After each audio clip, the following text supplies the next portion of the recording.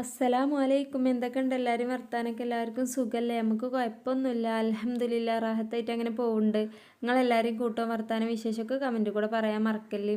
ആദ്യമായിട്ട് കാണുന്ന കൂട്ടുകാരോ ഇതുവരെയായിട്ടും സബ്സ്ക്രൈബ് ചെയ്യാൻ മറന്ന കൂട്ടുകാരൊക്കെ ഉണ്ടെങ്കിൽ സബ്സ്ക്രൈബ് ആക്കാനും അതേപോലെ തന്നെ എടുത്തു വരുന്ന ബെല്ലും അമർത്തി കൊടുക്കുമ്പോൾ ഓൾ ഓപ്ഷൻ നോക്കി കൊടുക്കാനൊന്നും മടിച്ച് നിൽക്കരുത്. ഇന്ന് നമ്മൾ വന്നിരിക്കുന്നത് വളരെ സിമ്പിളായിട്ടും അതേപോലെ തന്നെ വളരെ കുറഞ്ഞ ചേരുവകളൊക്കെ വെച്ചിട്ട് ഉണ്ടാക്കിയെടുക്കാൻ പറ്റിയ നല്ലൊരു സ്നാക്ക് റെസിപ്പിയാണ്. കാര്യമായിട്ട് നമുക്ക് ഈ ഒരു 2 റെസിപ്പി മാത്രമാണ് ഇതിലേക്ക് ആവശ്യമായിട്ട് വരുന്നത്. റവയും നേന്ത്രപ്പഴമാണ് കേട്ടോ ആവശ്യമായിട്ട് വരുന്നത്. പഴം നമ്മൾ എടുത്തത് അത്യാവശ്യം നല്ല പഴുത്ത പഴമാണ് എടുത്തിട്ടുള്ളത്. അതുകൊണ്ട് തന്നെ നമുക്ക് നല്ലോണം പഴുത്ത പഴമാകുമ്പോൾ നമുക്ക് നല്ല പോലെ റെഡി ആയി കിട്ടും കേട്ടോ ഈ ഒരു സ്നാക്ക്. ഇനി നല്ലോണം പഴുക്കാത്ത പഴമാണെങ്കിൽ ഈ ഒരു സ്നാക്ക് അത്ര റെഡി ആവില്ല, അത്ര ഒരു ടേസ്റ്റ് കിട്ടൂല. അതുകൊണ്ടാണ്. അപ്പോൾ അത്യാവശ്യം നല്ലോണം പഴുത്ത പഴം, എന്നാലും ഉടഞ്ഞു പോയിട്ടൊന്നുമില്ല, നല്ല സ്റ്റഡി ആയിട്ട് നിൽക്കുന്ന പഴം തന്നെയാണ് ഉള്ളത്. പിന്നെ ഒപ്പം തന്നെ 1/4 കപ്പ് റവയുമാണ് നമുക്ക് വേണ്ടിയത് കേട്ടോ. ഇനി നമ്മളിത് വേവിച്ചെടുക്കാൻ വേണ്ടിയിട്ട് സ്റ്റൗമ്മൽ പാൻ അടുപ്പത്ത് വെച്ചിട്ടുണ്ട്. 1 ടീസ്പൂണ് നെയ്യ് ചേർത്ത് കൊടുത്തിട്ടുണ്ട്. മിൽമൻ്റെ നെയ്യാണ് ഞാൻ ചേർത്ത് കൊടുത്തിട്ടുള്ളത്. നെയ്യ് യൂസ് ചെയ്യാത്തവരാണെന്നുണ്ടെങ്കിൽ ഏതെണ്ണയാണോ നിങ്ങൾക്ക് ഏറ്റവും കുക്ക് ചെയ്യാൻ ഇഷ്ടം ആ ഒരു എണ്ണ യൂസ് ചെയ്തെടുക്കാവുന്നതാണ്. വളരെ കുറച്ച് മാത്രം എണ്ണ അധികം ആവശ്യമായിട്ട് വരുള്ളൂ കേട്ടോ. അപ്പോൾ ഇതുപോലെ നല്ലപോലെ വാട്ടിയെടുക്കണം. ഇത് ഉടഞ്ഞ് കിട്ടണം. നല്ലപോലെ നമ്മൾ നൈസാക്കിയൊരു പഴത്തിൻ്റെ ഇത് അരിഞ്ഞെടുത്താൽ നമുക്ക് കറക്റ്റായിട്ട് കിട്ടില്ല. പിന്നെ ഈ ഒരു ഐറ്റം ഒരൊറ്റ പഴം കൊണ്ടാണ് കേട്ടോ നമ്മൾ റെഡിയാക്കി എടുക്കുന്നത്. ഒരുപാട് പഴമൊന്നും എടുക്കണില്ല. ഇത് നല്ലപോലെ ഉടച്ചെടുക്കണം. അതിന് വേണ്ടിയിട്ടാണ് നമ്മൾ കുറച്ചൊരു കട്ടിക്ക് തന്നെ ഇതൊന്ന് അരിഞ്ഞെടുത്തത്.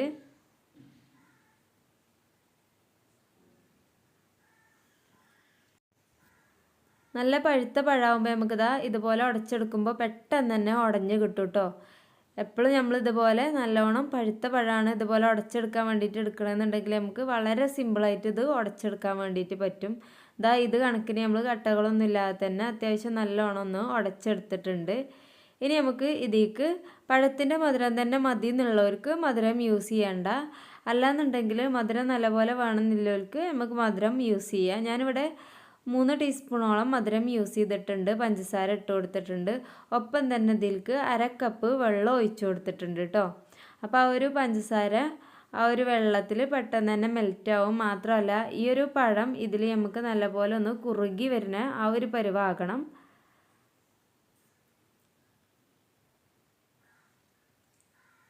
ഇത് അത്യാവശ്യം ഇതിലൊന്നിങ്ങനെ ലയിച്ച് വരുന്നുണ്ട്. ഈ ഒരു ടൈമിൽ നമുക്ക് ഇതിലേക്ക് റവ ചേർത്ത് കൊടുക്കാം. ഞാനിവിടെ 1/4 കപ്പ് റവയാണ് എടുക്കുന്നത് കേട്ടോ. നമ്മൾ നേരത്തെ തന്നെ പറഞ്ഞു 1/4 കപ്പ് റവയും 1 പഴമാണ് നമുക്ക് ഇതിലേക്ക് ആവശ്യമായിട്ട് വരുന്നുള്ളൂ. അപ്പോൾ നമ്മൾ ഇതിലേക്ക് വെറും 1/4 കപ്പ് റവയും കൂടിയാണ് ആവശ്യമായിട്ട് വരുന്നത്. ഈ ഒരു അളവിൽ തന്നെ നമുക്ക് അത്യാവശ്യം നല്ലപോലെ ഉണ്ടാവും കേട്ടോ നമ്മൾ ഈ ഒരു പലഹാരം. പിന്നെ മാത്രമല്ല ഇതിലേക്ക് ഒരു നുള്ളു ഉപ്പും കൂടി ചേർത്ത് കൊടുക്കണം. മധുരം ഒന്ന് ബാലൻസ് ആകാൻ വേണ്ടിയിട്ടാണ് ഈ ഒരു ഉപ്പും കൂടി ഇതിലേക്ക് ചേർത്ത് കൊടുക്കുന്നത്. അപ്പോഴാണ് നമ്മൾ ഈ ഒരു പലഹാരത്തിന് നല്ലൊരു ടേസ്റ്റായിട്ട് കിട്ടുള്ളൂ കേട്ടോ. ഇനി ഇതൊന്ന് നല്ല പോലെ കട്ടിയായി വരണം. നമ്മൾ മാവൊക്കെ കുഴച്ചെടുക്കാൻ പറ്റണ മാവുണ്ടല്ലോ, ആ ഒരു പരുവത്തിലായിട്ട് ഇത് നല്ലപോലെ ഒറ്റക്കട്ടായിട്ട് വരണം. അതുവരെ നമുക്കിതൊന്ന് വേവിച്ചെടുക്കാം. അപ്പോഴേക്ക് നമ്മൾ റവയും കാര്യങ്ങളൊക്കെ വെന്ത് കിട്ടും. ഇപ്പോഴൊക്കെ നമ്മൾ ലോ ഫ്ലെയിമിലിട്ടിട്ടാണ് ചെയ്തെടുക്കേണ്ടത് കേട്ടോ. നമ്മൾ വെള്ളം തിളക്കുമ്പോഴൊക്കെ നമുക്ക് ഹൈ ഫ്ലെയിമിലിട്ടാലും പിന്നെ നമ്മൾ ലോ ഫ്ലെയിമിലേക്കാക്കി വെക്കണം. എങ്കിൽ മാത്രമേ നമുക്ക് എല്ലാ ഭാഗവും ഒരുപോലെ വെന്ത് കിട്ടുള്ളൂ. അല്ലാന്നുണ്ടെങ്കിൽ അടിഭാഗം പെട്ടെന്ന് അങ്ങോട്ട് ആയി പോകും. പിന്നെ മുകൾ ഭാഗത്തേക്ക് കറക്റ്റായിട്ട് എത്തൂല. അതുകൊണ്ട് തന്നെ ലോ ഫ്ലെയിമിലിട്ടിട്ട് ആക്കിയെടുത്താൽ മതിയാകും. ഇത് കയ്യിലൊട്ടാത്ത ആ ഒരു പരുവാകണ വരെ നമുക്കൊന്ന് റെഡിയാക്കി എടുക്കണം ഈ ഒരു ലോ ഫ്ലെയിമിലിട്ടിട്ട്. ഇനി നല്ലപോലെ ഒട്ടുകയാണെന്നൊക്കെ തോന്നുകയാണെങ്കിൽ ഒരു കുറച്ച് എണ്ണ എന്തെങ്കിലും ഒന്ന് യൂസ് ചെയ്ത് കൊടുത്താൽ പിന്നീട് കയ്യുമ്പോൾ ഒട്ടാതെ നമുക്ക് കറക്റ്റായിട്ട് കിട്ടും കേട്ടോ. ഏകദേശം ഈ ഒരു അളവിലായി കിട്ടിയാൽ നമുക്കിത് ഷേപ്പ് ചെയ്തെടുക്കാം. നമുക്ക് വേണ്ട രൂപത്തിൽ ആക്കിയെടുക്കാം കേട്ടോ. അപ്പോൾ ഇത് നമുക്ക് അത്യാവശ്യം ആ ഒരു ചൂടോട് കൂടി തന്നെ നമ്മളൊന്ന് ഷേപ്പ് ചെയ്തെടുക്കുകയാണ്. ഒരുപാട് ഒന്നിടെ തണിയാൻ വേണ്ടി വെക്കുക 1-2 മിനിറ്റ്. ഒരുപാട് തണിഞ്ഞാൽ നമുക്കിത് ഇങ്ങനെ കറക്റ്റ് ഷേപ്പ് ചെയ്തെടുക്കാൻ വേണ്ടിയിട്ട് പറ്റൂല. അപ്പോൾ നമ്മൾ ഈ ഒരു ഷേപ്പിലാണ് ഇതാക്കിയെടുക്കുന്നത്. അങ്ങനെ നമ്മളിത് മുഴുവനായിട്ടും ആക്കിയെടുക്കുക.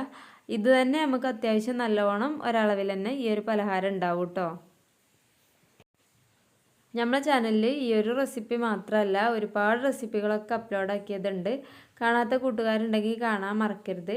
പിന്നെ ആദ്യമായിട്ട് കാണുന്നവരൊക്കെ ആണെന്നുണ്ടെങ്കിൽ സബ്സ്ക്രൈബ് ചെയ്യാനും അടുത്ത് വരുന്ന ബെല്ലും അമർത്തി കൊടുത്തിട്ട് ഓൾ ഓപ്ഷൻ നിൽക്കി കൊടുക്കാനൊന്നും മടിച്ചു നിൽക്കരുത്. മാത്രമല്ല നിങ്ങൾ കണ്ടിട്ട് ഇഷ്ടപ്പെട്ട വിഭവങ്ങളൊക്കെ ഉണ്ടാവുമല്ലോ, അതൊക്കെ എല്ലാ കൂട്ടുകാർക്കും ഷെയർ ആക്കിയിട്ട് സപ്പോർട്ട് ചെയ്യാൻ പറയാനൊന്നും മടിച്ചു നിൽക്കരുത് കേട്ടോ.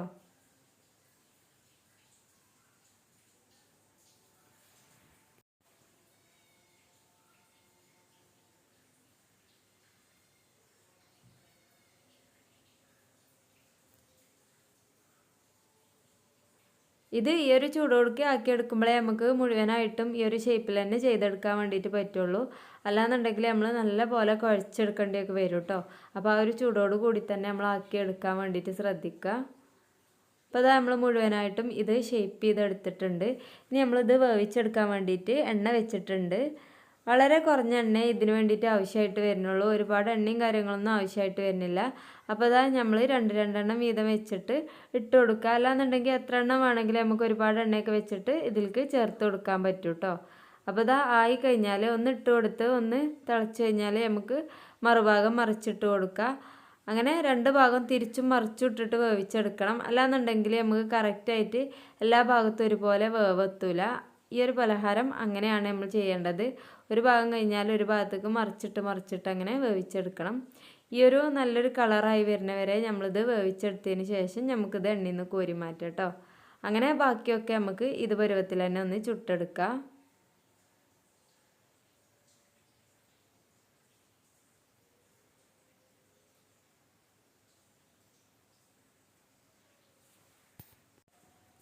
ഈ ഒരു സ്നാക്ക് എല്ലാവർക്കും ഇഷ്ടപ്പെടും കേട്ടോ. എല്ലാവർക്കും ഇഷ്ടപ്പെടും പറഞ്ഞാൽ അത്രയും ടേസ്റ്റിലുള്ള ഒരു പലഹാരമാണ്. അപ്പോൾ ഏത് നേരത്താണെങ്കിലും കട്ടൻ ചായൻ്റെ ഒപ്പാണെങ്കിലും അല്ലാന്നുണ്ടെങ്കിൽ നമുക്ക് ഏത് നേരത്താണെങ്കിലും കഴിക്കാൻ വേണ്ടിയിട്ട് പറ്റും. ഈ ഒരു ഐറ്റം ഒരുപാട് എണ്ണ കുടിക്കുക കാര്യങ്ങളൊന്നും ചെയ്യൂല കേട്ടോ. നമുക്ക് ആ ഒരു ഒഴിച്ച എണ്ണ അതേപോലെ തന്നെ നമുക്കിത് ഫുള്ള് ഫ്രൈ ആക്കി കഴിയുമ്പോഴും ഉണ്ടാവും. ചെറിയ ഇതിൻ്റെ ആ പുറഭാഗം ഒന്ന് വെന്ത് കിട്ടാനുള്ളതേ ഉള്ളൂ. ഉള്ളിലേക്കൊന്നും എണ്ണ കുടിക്കൂല. കാരണം ഈ ഒരു പലഹാരം നമ്മൾ അങ്ങനെയാണ് വേവിച്ചെടുക്കുന്നത്. അപ്പോൾ നമുക്കിത് ഞാൻ പിന്നീട് 3 വീതമൊക്കെ ഇട്ടിട്ടാണ് ഒന്ന് ഫ്രൈ ആക്കി എടുക്കുന്നത് കേട്ടോ.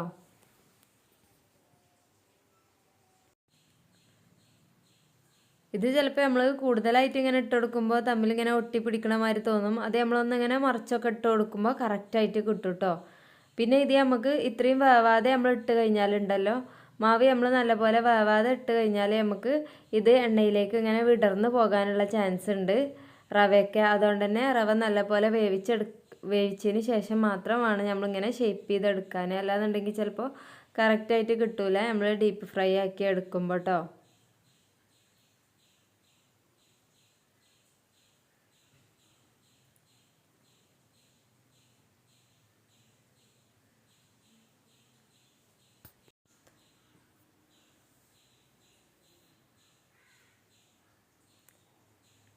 അങ്ങനെ ഇത് നമ്മൾ മുഴുവനായിട്ടും ഇവിടെ ഫ്രൈ ചെയ്ത് എടുത്തിട്ടുണ്ട്. കണ്ടില്ലേ, ഈ ഒരു പരുവത്തിൽ നമ്മൾ മുഴുവനായിട്ടും ഫ്രൈ ആക്കി എടുക്കുകയാണ് ചെയ്തത്.